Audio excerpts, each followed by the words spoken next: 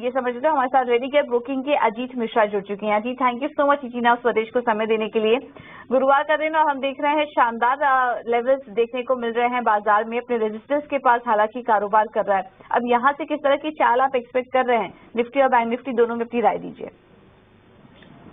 अगर आपको पूजा देखिए 4-5 दिन से हम देख रहे थे मार्केट में कंसोलिडेशन, एक छोटा सा बैंड था 19,300 से लेकर 19,500-550 का। तो आज फाइनली हमने इसको ब्रेक किया, इसके ऊपर कोशिश कर रहे हैं इन्हें सस्टेन करने की। बट क्योंकि एक्सपायरी है 19,600 के अराउंड पे, कॉल रेटिंग काफी ज्यादा है, तो शायद कहीं ना कहीं इसकी वजह से आप देख रहे हैं कि हाई लेवल थोड़ा प्रॉफिट टेकिंग हो रही है। इंडेक्स उसको रेजिस्ट कर रहा है। बट मेरे हिसाब से 20 जुलाई वाली 19,500 की कॉल जो करीब 150 के अराउंड पे मिल रही है, वो एक बाइंग अपॉर्चुनिटी है। 110 का स्टॉप लॉस रख के आप 240 तक के टारगेट्स के लिए उसको लॉन्ग कर सकते हैं। बैंकिंग यहाँ पे देखिए मैं ये देख रहा था कि नो डाउट में, क्योंकि निफ्टी एक छोटे सी रेंज में था, बट बैंक निफ्टी ने काफी ड्रिफ्ट किया है। बट तब भी मैं कहूंगा कि 44,500 वाला जो जोन है इसमें इसको होल्ड किया है, शॉर्ट टर्म एवरेजेस को होल्ड किया और आज एक रिकवरी देखने को मिल रही है। साथ ही साथ प्राइवेट बैंकिंग मेजर्स में लाइक आईसीआईसीआई, एचडीएफसी, इनकी पोजीशनिंग मुझे काफी अच्छी लग रही है। तो यहाँ से पॉसिबिलिटी है कि यहाँ पे भी आपको तेजी देखने को मिलेगी। बट बैंकिंग में मेरे हिसाब से वेट करना चाहिए। 4500 के ऊपर क्लोज आएगा, सस्टेन करता है, उसके बाद आप वहां पे तेजी के लिए देखें। तो एज ऑफ नाउ मेरे हिसाब से निफ्टी को फोकस करिए, बट नेक्स्ट वीक 19,500 की कॉल के साथ। ओके, तो ये है राय निफ्टी पर और बैंक निफ्टी पर भी। और निफ्टी के लिए जो लेवल्स आपको सुझाए गए हैं उसमें यहाँ पर ऑप्शन स्ट्रैटेजी अजीत सुझा रहे हैं। निफ्टी का 19,500 का कॉल ऑप्शन लीजिए, स्टॉप लॉस होगा 110 पर, 240 का टारगेट होगा। इस वक्त 152 के आसपास ये कारोबार कर रहा है। तो ये है स्ट्रैटेजी निफ्टी पर। आगे कुछ और भी आइडियाज हम समझेंगे, लेकिन अब नजर डाल लेते हैं उन स्टॉक्स पर जहां पर की ताजा खरीदारी देखने को मिल रही है।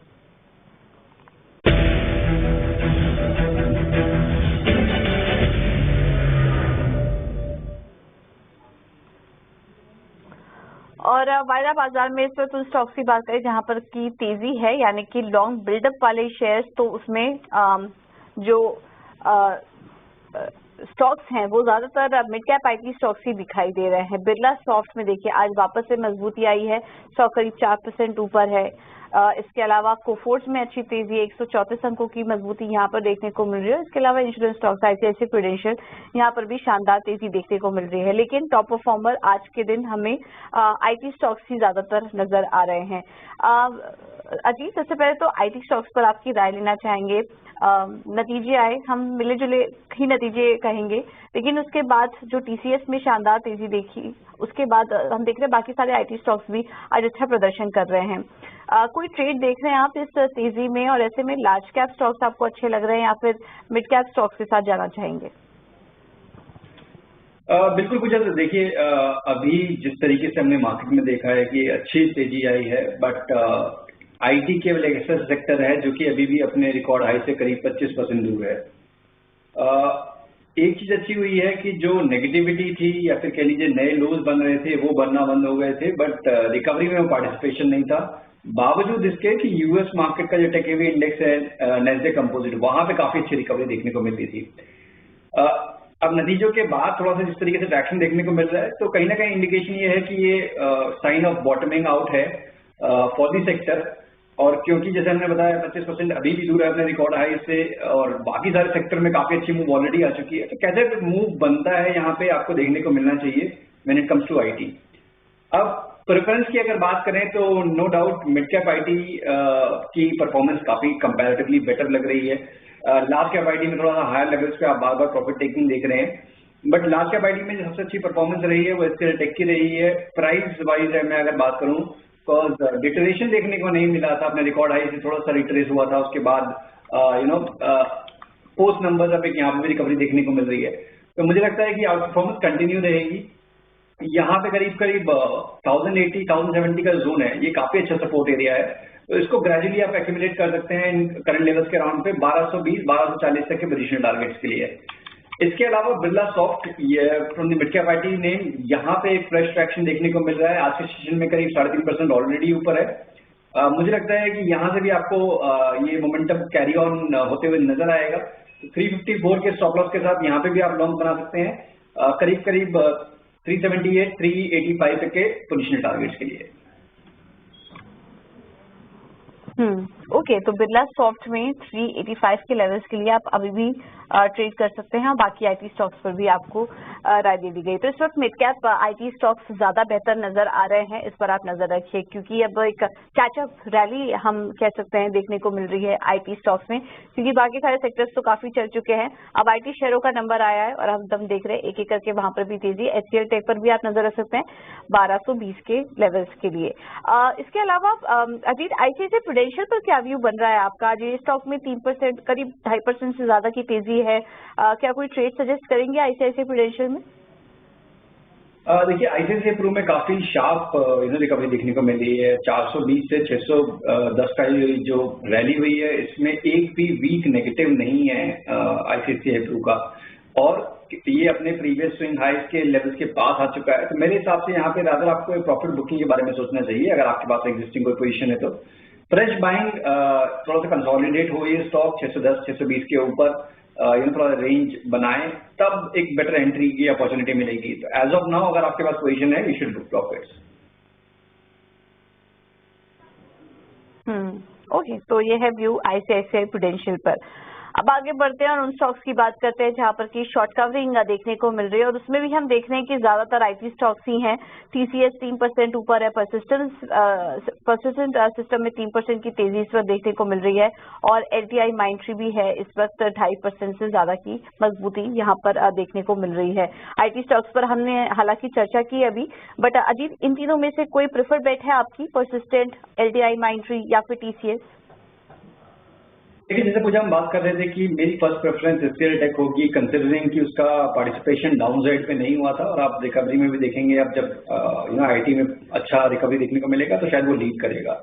बट साथ ही साथ मुझे लगता है कि अगर सेकंड नंबर पे कोई नाम आएगा तो शायद टीसीएस का आएगा इन्फोसिस से पहले, और यहाँ पे मुझे लग रहा है कि 3420 3430 के लेवल ब्रेक होते ही यहाँ पे भी आपको एक अच्छी तेजी देखने को मिल सकती है। तो डेफिनेटली यहाँ पे भी आप करंट लेवल्स के अराउंड पे थ्रू ऑप्शन स्ट्रैटेजीज आप इनिशिएट कर सकते हैं, जैसे कि आप 3300 की कॉल बाय करें, 3400 की कॉल आप शॉर्ट करें, ये एक स्ट्रैटेजी बन सकती है। बाकी जैसे हमने बात की थी कि मिड कैप आईटी तो डेफिनेटली अच्छा कर ही रहे हैं, परसिस्टेंट अपने रिकॉर्ड हाई बना चुका है, अभी हाल फिलहाल में एक मार्जिनल डिप देखने को मिला है। तो यहाँ पे आप करंट लेवल्स पे भी आप उसको एक्यूमुलेट कर सकते हैं। करीब 4680 आपका स्टॉप लॉस रहेगा, और करीब 5140 से लेकर 5170 का जोन, ये एक टारगेट एरिया है आपका। ठीक है, तो आईटी से हमें काफी सारी स्ट्रैटेजी अभी मिली, एक एक करके आपके सामने रख लेते हैं। बिरला सॉफ्ट आप खरीद सकते हैं, परसिस्टेंट सिस्टम अच्छा लग रहा है। लार्ज कैप के साथ जाना चाहते हैं तो पहले एचसीएल टेक को प्रेफरेंस दीजिए, और उसके बाद टीसीएस भी अच्छा लग रहा है, यहाँ पर भी आप पर नजर रखिए।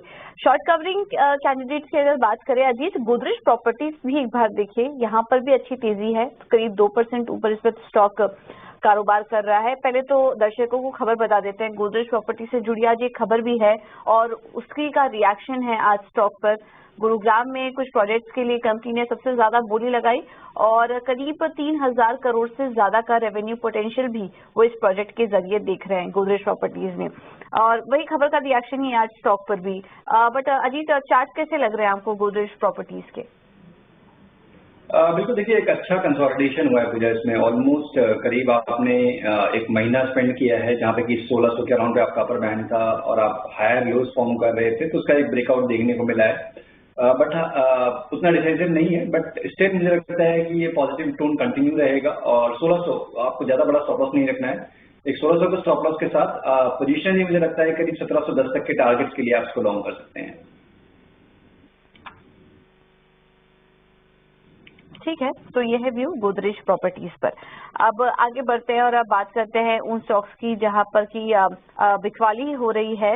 वैसे तो लिस्ट ज्यादा लंबी नहीं है, लेकिन आज लॉन्ग अनवाइंडिंग वाले स्टॉक्स को देखें तो हम देख रहे हैं कि आज प्रेशर बिल्डअप हो रहा है फेडरल बैंक में। फेडरल बैंक आपको बता दें, कंपनी के नतीजे भी आने वाले हैं, और उसके पहले हम यहाँ पर वीकनेस देख रहे हैं फेडरल बैंक में, करीब 4% से ज्यादा की गिरावट, 3 से 4% की गिरावट फेडरल बैंक में आज के दिन देखने को मिल रही है। तो नतीजों से पहले यहाँ पर प्रेशर डेल्टा कॉर्प आज दूसरा दिन है जब स्टॉक में गिरावट है। कल भी हमने इस पे 20% से ज्यादा की गिरावट देखी थी और आज भी वो बिकवाली कंटिन्यू है। और इसके अलावा पावर ग्रिड भी आज दबाव के साथ कारोबार कर रहा है। फेडरल बैंक से पहले अजीत अपनी राय दीजिए, नतीजे आने वाले, नतीजे से पहले क्या कोई ट्रेड देख रहे हैं आप या फिर फिलहाल अवॉइड करें? क्योंकि हम देख रहे हैं कि फेडरल बैंक में निचले स्तरों से एक रिकवरी भी आई है नतीजों के पहले, अब से थोड़ी देर में डिक्लेयर भी हो जाएंगे, तो उसके पहले कोई ट्रेड लेना चाहिए या फिर अभी छोड़ दें? मुझे देखिए मेरे हिसाब से वेट करना चाहिए, कंसिडरिंग कि ऑलमोस्ट करीब साल भर से ज्यादा हो चुका है। एक रेंज इसने पकड़ी हुई है करीब 120 से लेकर 140 की। ऑफ लेट एक अटेम्प्ट जरूर होने वाला था, जिस तरीके से देख रहा था कि आप अपर बैंड के पास ट्रेड कर रहे थे 136 के लेवल। आज का ये डिप बिफोर नंबर्स थोड़ा सरप्राइजिंग है। मेरे हिसाब से लगता है कि आप थोड़ा सा और टाइम स्पेंड करेगा, तो कहीं ना कहीं रेंज बाउंड बायस ही रहेगा इसमें। जब तक कि आप 140 को ब्रेक नहीं करते हैं, आप लॉन्ग के लिए नहीं देखिए, और या फिर आप 120 के पास नहीं आ जाते तब तक बीच में आपको फिर टाइम वेस्ट होगा।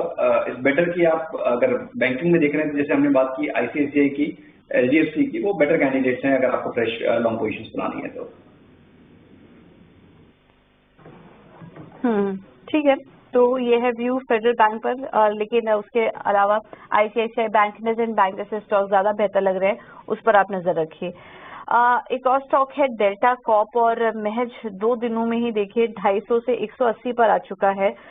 ये स्टॉक लगातार 2 दिनों से गिरावट है। खबर भी आई थी डेल्टा कॉर्प से जुड़ी, गेमिंग पर जो जीएसटी है वो बढ़ा दिए यहाँ पर, और जब ये खबर आई हमने डेल्टा कॉर्प में बिकवाली देखी, नजारा टेक जैसे स्टॉक्स में गिरावट देखी है, और प्रेशर हम देख रहे हैं कि आज भी इस खबर का बना हुआ है। स्टॉक में आज भी 3% की कमजोरी देखने को मिल रही है। अजीत, डेल्टा कॉर्प में जिनकी होल्डिंग है, जिन ट्रेडर्स की, निवेशक की, वो अभी क्या करें? देखिए मुझे स्टॉक का ना थोड़ा सा, अगर आप करीब पिछले 1-1.5 साल का प्राइस एक्शन देखेंगे तो इस तरीके के मूव्स आए हैं इसमें पहले भी। तो मतलब आप रिकॉर्ड हाइज के पास से करीब 320 और उसके बाद अचानक से ही आपने एक काफी शार्प सेलिंग देखी, जो कि स्टॉक करीब 60 तक के लेके आया था। हाल फिलहाल में आपने देखा कि इन द मिडिल एक अच्छी रिकवरी की कोशिश, करीब स्टॉक 260 तक गया, बट दोबारा से आप देख रहे हैं कि लोअर बैंड के पास ही आ रहा है। तो कहीं ना कहीं मुझे लगता है कि यहाँ पे वॉलिटिलिटी काफी ज्यादा बढ़ गई है कुछ टाइम में। तो मेरे हिसाब से जिनके पास एग्जिस्टिंग कोई पोजीशन है तो उनके पास यही ऑप्शन है कि जो प्रीवियस लो था जहां से कि रिकवरी आनी शुरू हुई थी 160 का, जब तक ये होल्ड कर रहे हैं तब तक आप उसको पोजीशन को होल्ड कर सकते हैं, क्योंकि डैमेज ऑलरेडी हो चुका है। 180 के पास स्टॉक ऑलरेडी ट्रेड कर रहा है। बट रिकवरी के केस में मुझे लगता है कि रिकवरी काफी ग्रेजुअल होने वाली है, बिकॉज हर लेवल पे आपको शायद सेलिंग प्रेशर देखने को मिले। करीब 200 से लेकर 220 का जोन है वो काफी मेजर रेजिस्टेंस पे एक्ट करेगा।